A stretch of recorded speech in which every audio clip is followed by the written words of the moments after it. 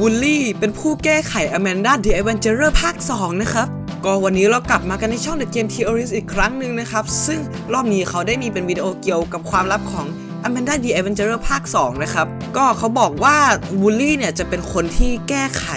Amanda the Adventurer ภาค 2 มาอะไรอย่างงี้เนาะก็ไม่รู้ว่าโซฟที่เขาพูดถึงเนี่ยคือแปลว่าอะไรนะครับก็น่าจะแก้ไขแหละเนาะงั้นเอาไปว่าเราไปดูวิดีโอกันเลยแล้วกันเนาะก็เหมือนเดิมครับเดี๋ยวผมขอปรับซับให้เป็นภาษาไทยแล้วกันเนาะแล้วก็รอบนี้ผมอาจจะไม่ได้แบบม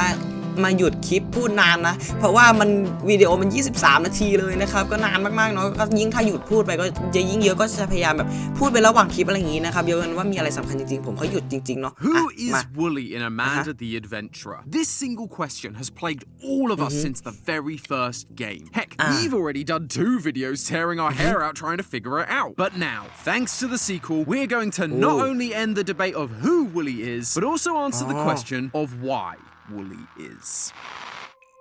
Hello Internet! Welcome to Game Theory, the show that's always happy to hear from an old friend. Let's listen to all of it right now! DJ Two Shades! This is DJ Two Shades again! You're still here! That's great! Does this mean that Amanda the Adventurer and Mortuary Assistant share a universe? They're both published by DreadXP, so I...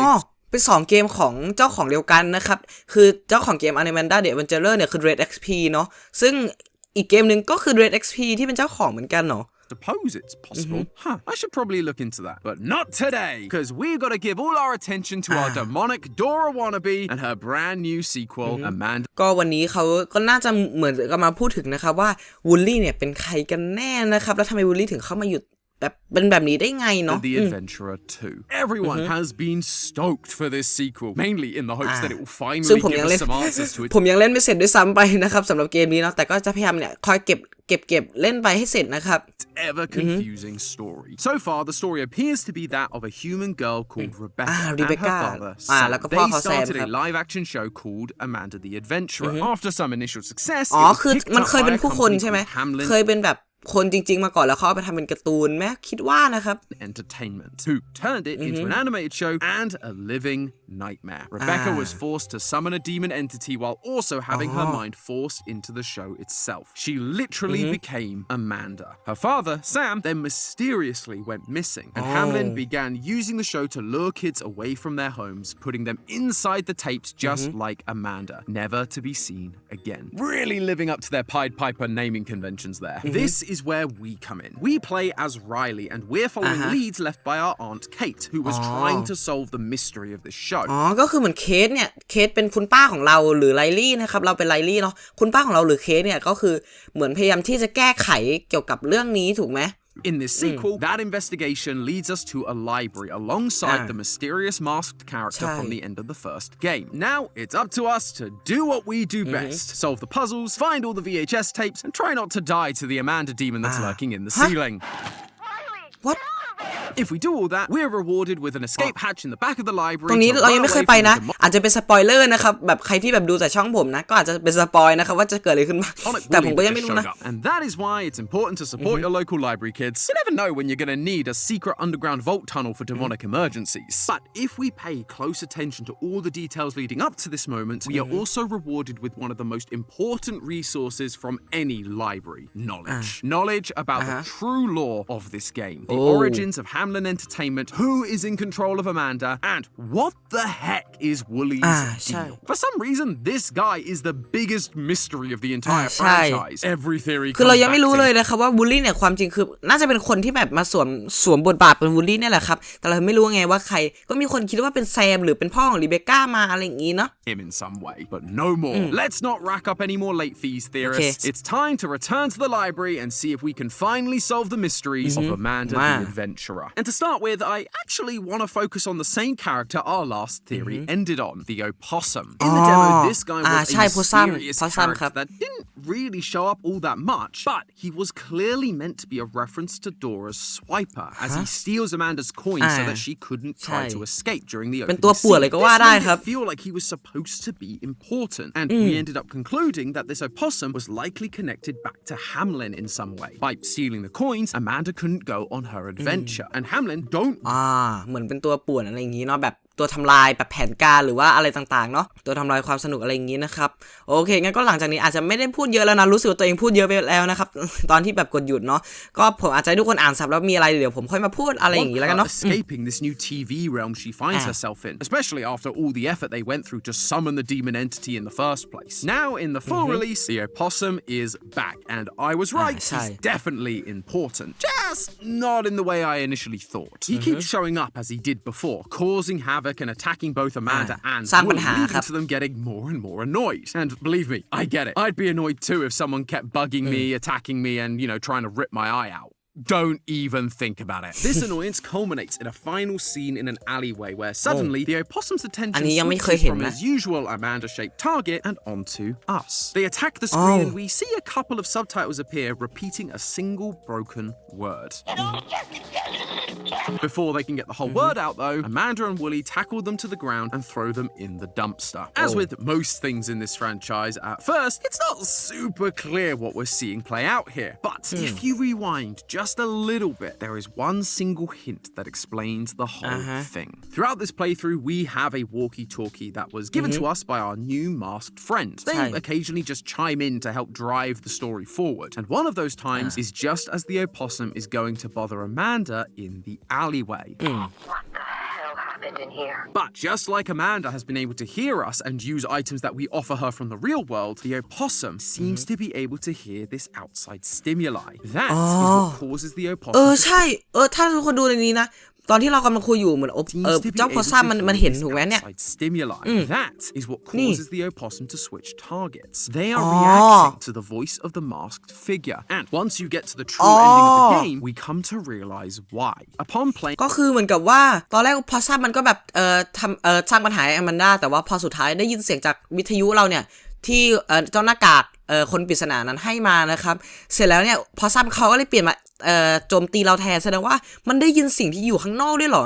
Playing the secret tape from our Aunt Kate, the masked character removes their mask, tells us that their name is Joanne, and says เดี๋ยวนะอันนี้คือเฉลยเลยวะเนี่ย that they've been looking for their younger brother, Jordan. If those names sound familiar to you, then congratulations! You've got the same amount of theory brain rot that I do. We saw these names on a note back at the very start of the very first game. A woman named Joanne was asking for Kate's help to find her brother, Jordan, who went missing after watching Amanda's show. Now, think back. แสดงว่าจอแดนเนี่ยน้องของชายปริศนาที่ชื่อโจนเนี่ยก็คือเหมือนกับว่าหายตัวไปหลังจากที่ดูเทปอแมนดาไหม To what we saw the opossum character doing. They heard Joanne's voice on the walkie-talkie. โอ้หรือพอซัมคือจอแดนปะเพราะว่าเหมือนกับว่าพอซัมเนี่ยได้ยินเสียงวิทยุถูกไหมแล้วเขาก็แบบมาหาถูกปะแสดงว่าพอซัมเป็นจอแดนเหรอแล้ว stopped what they were doing พยายามจะตามหาพี่ชายตัวเอง directly. Joe โอเคเมื่อกี้โฆษณามาแล้วครับทุกคนจากเมื่อกี้คือถือว่าสมเหตุสมผลมากๆครับแล้วถ้าทุกคนไปตรงนี้มันเหมือนกับว่าเขาเรียกโจอะไรสักอย่างไงมันคือจอแดนใช่ไหม Joanne this opossum โจแอนนั่นแหละแสดงว่าอแมนดาตอนที่เขาตะโกนเรียกอ่ะแสดงว่าอแมนดาได้ยินถูกไหมได้ยินเสียงโจแอนออกมาถูกไหมเขาก็เลยแบบเหมือนกำลังจะพยายามเรียกโจแอนแล้วก็พยายามแบบไม่ให้จอแดนหรือว่าพอซัมเนี่ยไปหาอะไรอย่างงี้ป่ะis reaching out to the voice it recognizes, his sister's voice. The opossum is the missing kid from the first game, Jordan. In the bad ending, Joanne tells us that we need to smash the tapes in order to free kids like Jordan. So she does just that, and sure enough, a soul rises out from the broken remains. Seems we were right that these kids who were disappearing were being put into the tapes to make the show feel more alive. However, the original story of the Pied Piper had 130 kids go อันนี้คือน่าจะเป็นเรื่องราวเบสของอแมนดานะครับเรื่องนี้เนาะ missing. If this game is following that, which it definitely seems to be, that's a lot of tapes we gotta find and smash. So far, there's only been 17 Amanda tapes. แล้วมีแค่ เรามีเทปของ Amanda แค่17เทปเองเหรอแต่ว่าถ้าตามในเนื้อเรื่องนั้นน่ะมี130คนโอ้โห I know fans want their favorite franchises to go on forever, but don't you think that's a little extreme? Although Amanda that's the even able to 113 get close to collecting that full number of tapes in the first place. In the true ending, Joanne tells us that Amanda's demon is protecting these tapes, and in the bad ending, after Joanne smashes ก็คือเหมือนกับว่าร่างปีศาจของ Amanda เนี่ยกำลังแบบปกป้องเทปพวกนี้อยู่นะ one,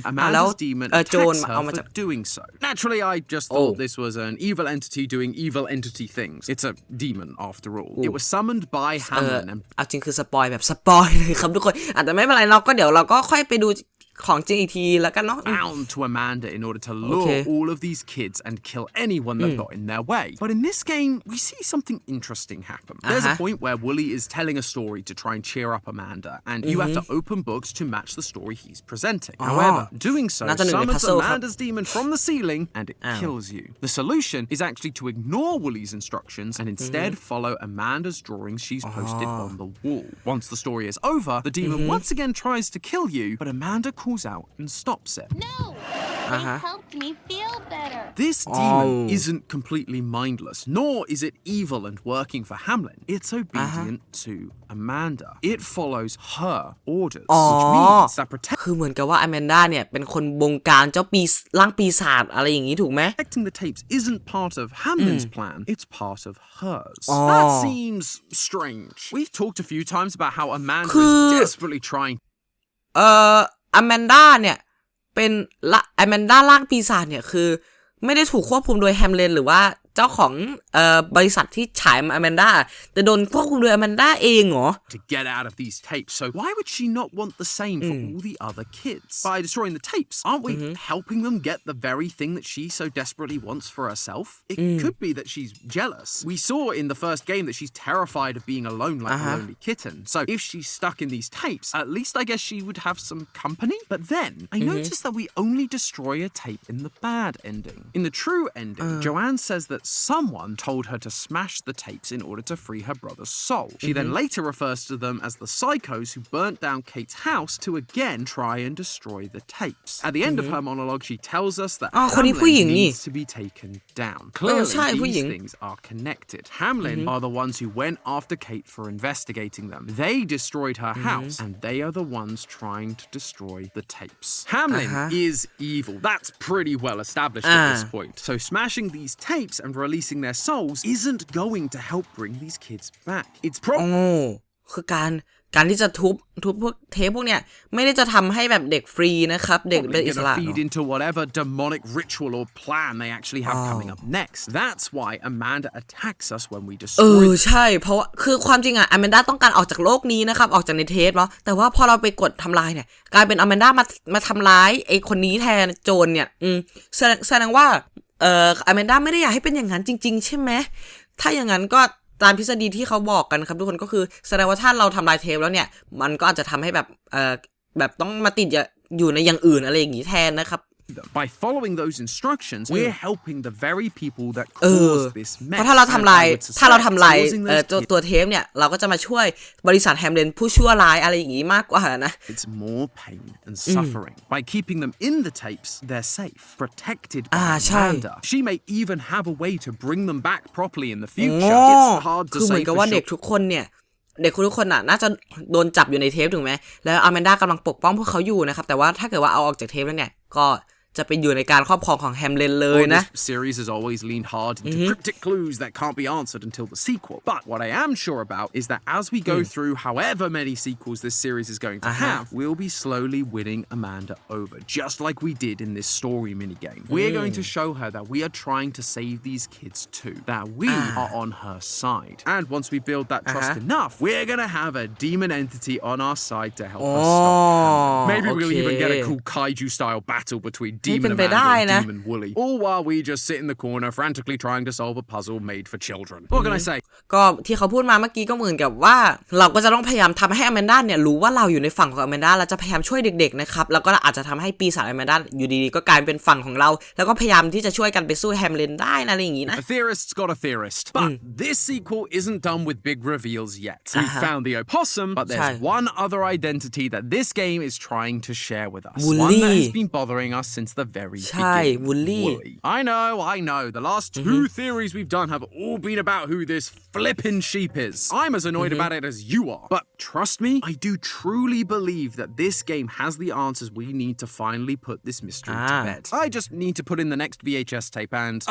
could you give me a hand? If you hit that subscribe button, it should start playing the next part of the theory. Yeah, it's a new quirky YouTube feature. Don't worry about it. Thanks, friend. Now, on to the Wooly debate. If you're unaware, since the first game came out, Wooly's identity has been the subject of much debate. We here at Theorist have always fallen into the camp of Wooly being Sam, Rebecca's father. In the first game, Wooly was trying to keep Amanda on track with the positive messages, stopping her from leaning too much into the dark themes like death and rotting. Amanda,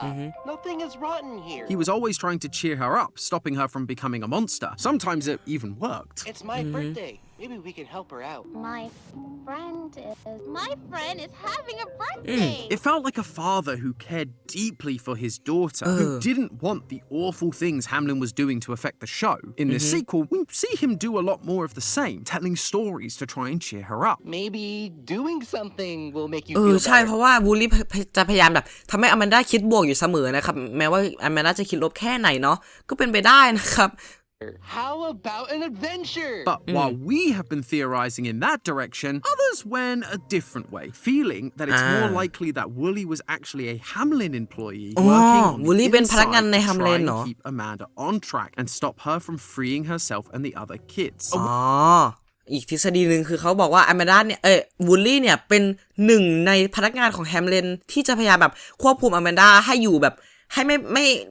ให้ไปไหนไกลอ่ะให้แบบมาโฟกัสที่โชว์ให้มันเป็นไปตามที่เขาต้องการอะไรอย่างนี้ถูกไหมเพื่อไม่ให้อแมนด้าเนี่ยพยายามหาทางหนีหรือช่วยคนอื่นเนาะเพราะว่าถึงว่าล่ะถึงแบบอแมนด้าชอบทำร้ายวูลลี่นะครับหรือไม่ก็แบบมีบางช่วงที่แบบเหมือนวูลลี่หายไปหรืออแมนด้าชอบทำอะไรไม่ดีกับวูลลี่ซึ่งอแมนด้าไม่น่ามีทางทำอย่างนั้นกับพ่อของตัวเองได้นะก็คิดว่าก็เป็นไปได้เหมือนกันนะครับWolf in sheep's clothing, if you will. And to be honest, I can't really deny the evidence supporting this. It's actually something I've wrestled with a lot while making this theory. In this sequel especially, if Amanda's demon is supposed to be working against Hamlin, they don't want it summoned, which is why Wooly has been working so hard to keep it under wraps. We also see Wooly getting really annoyed at the opossum and his antics, proclaiming, I can't handle this anymore. That sounds just like a disgruntled employee that didn't sign up for this level of torment. At another point during the glitchy tapes, we see a giant Wooly looming over a screaming Amanda. This comes after we hear the butcher say, Close your eyes.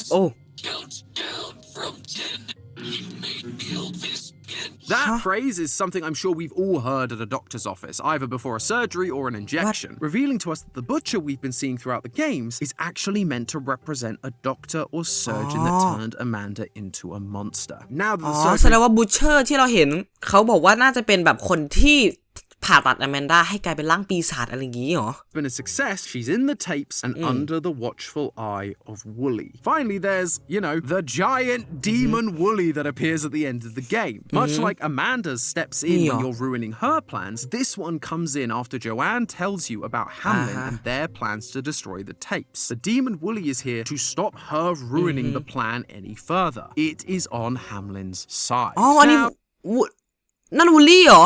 เฮ้ยสปอยอีกแล้วสปอยเยอะจัง You might be thinking, Tom, that doesn't sound like a game that's trying to give us the answer. It seems like there's still justification for both options. And you, loyal theorists, are completely right. If it weren't for the thing this game hooked all us lore hunters with back in the first game, secret tapes. In this series, by breaking sequence or by doing specific puzzles at different points, you can unlock these colorful secret tapes that don't reveal the next episode of Amanda the Adventurer for us to interact with, but real footage of real people that build up the backstory of this series and its characters. Exactly what we need to figure out Wooly's true identity. In Amanda 2, there are 4 tapes, most of which are pretty straightforward. The red tape shows Sam telling a story to a bunch of kids at the local library. Afterwards, a businessman in a suit asks Sam if he's got a minute, which is usually business speak for, I'd like to offer you a job, or in this case, I'd like to buy your show, please and thank you. This is Hamlin buying out Sam's original live-action Amanda the Adventurer. adventurer to create the show that we all know and,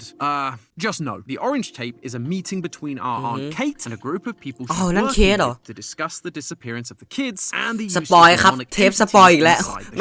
tying it back to a cult from the Middle Ages. We've already established how Hamlin Entertainment was taking inspiration from the Pied Piper of Hamlintown story, which, wouldn't you know it, comes from the Middle Ages, 1284 to be exact. Whatever group it was that took the kids all those years ago in the Middle Ages, this is telling us that it's that same group operating today under the guise of Hamlin Entertainment. It also tells us that Rebecca has been inside the tapes for 15 years. 15 ปี explain why Amanda can feel herself rotting. Sometimes I feel myself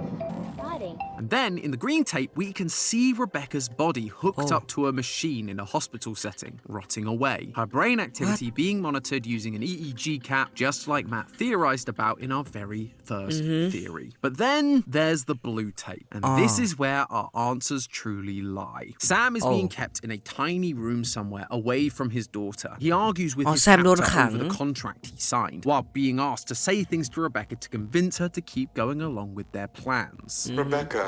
honey, I am so proud of you. And I know that our friends are taking care of you while I'm away. Clearly, this is Hamlin at work here. And when Sam refuses, they decide to lock him up. It's actually a little hard to watch. The internal conflict of wanting desperately to see her, but also not wanting to lie to her. If he doesn't do what they say, he gets locked up and will never see the light of day again. Something that we've actually seen happen to another character in this franchise. In the build-up to the sequel's release, we got a random video on Twitter from this character in a white room thanking us for our support and reading a message from Amanda. However, right at the end, they put the note down and say this. Okay, I did what you asked now. Please, let me go. That's right, Tom. Still on the Sam is Woolly train. All aboard! Doot, doot. I like trains. But, I mean, come on. Two characters both being locked away somewhere, being forced to say things they don't want to say, all with the hopes of being let go. They're exactly the same. How could I not be on this train? There's also this random chicken in the background, and last time we talked about how the rooster represents Sam. So for a white chicken to be here alongside Woolly, it feels like a subtle nod to his true identity. So what about all the evidence that points towards Woolly working directly for Hamlin? You can't just ignore that. Well, don't worry, theorists, you can put your pitchforks down. I'm not going to ignore anything. In fact, I actually think this evidence works together really nicely. We've just been looking at it all wrong. During the We Can Fix It video, Woolly is doing his usual thing, being actively negative to the situation, trying to keep Amanda on track. Amanda, none of this is worth fixing. But when we have a broken butterfly before us, Woolly suddenly gets a rush of compassion and wants us to show Amanda that we can fix anything, including her. Can't really fix everything. No, you were right, Amanda.